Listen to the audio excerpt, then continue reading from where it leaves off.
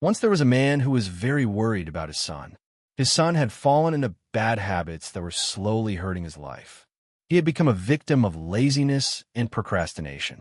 He would keep sleeping late every morning and often skipped his studies. Instead of working on his assignments, he made excuses and spent most of his time with his friends who did not care about their future. Soon his school teachers began to complain.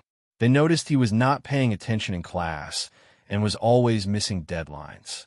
The boy had started to lie to his parents about his studies to hide his mistakes. Whenever he faced a difficult task, he quickly said, "I can't do this," and gave up. This negative and lazy mindset was taking over his life. Worried about his son, the parents tried many times to explain that his habits were harming his future, but the boy hardly listened to them. As time passed, his classmates progressed further while he stayed stuck and kept struggling in study. His confidence started to fade, and he began to believe that he cannot succeed in anything. Even he tried to change his habits a few times, but nothing seemed to work. One day, his father suggested him to meet a wise man who was known for helping people. Initially, the son refused, but later when they persuaded him, he reluctantly agreed to meet the wise man.